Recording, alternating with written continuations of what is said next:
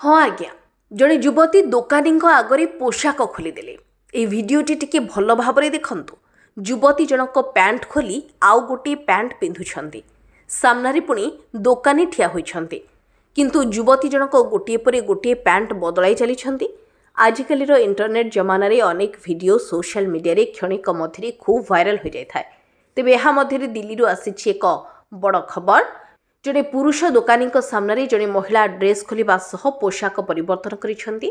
युवती जनक दिल्लीर पालिका बजार स्थित एक दोकान कपड़ा किनिबा को जाइथिबा समय एक शार्ट ट्रायल करथिले। सबुठारु बड़ कथा हेउछि पुरुष दोकानी उपस्थित में महिला जनक निजर कपड़ा खोली अन्य ड्रेस पिंधिथिले। ए घटनार एक वीडियो सोशल मीडिया रे वायरल होइछि। उक्त कपड़ा दोकान चेंजिंग रूम को व्यवहार न करी और पुरुष दोकानी उपस्थित में महिला जनक निजर ड्रेस चेंज करथिले। महिला जनक स्टोर भितर ड्रेस खोलिबा सह नुआ ड्रेस ट्राए करथिले। एही सबु घटना पुरुष दोकानी सामने घटितला। सोशल मीडिया रे एही वीडियो वायरल हेबा परे अनेक यूजर्स महिलांकर एही कारनामा को निंदा करिसेंती। महिला जनक सबु सीमा टपी जाइछंती बोली अनेक कहिसेंती। महिला जनक निजको तांको आखपाखरे थिबा लोकंकु सम्मान देबा आवश्यक बोली मध्य अनेक कहिसेंती। पालिका बजार हाकर्स एपरी भावे ड्रेस चेंज करने को जन को किपरि अनुमति देउछंती बोली जने यूजर्स प्रश्न करिसेंती।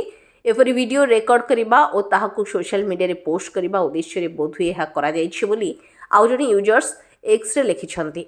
तेबे जदि जने सेल्स गर्ल को सामने जने पुरुष एपरी आचरण करिथांते तेबे कोन होइथांता बोली आउ जने यूजर्स प्रश्न करिछंती। Bureau report RC नोडिया।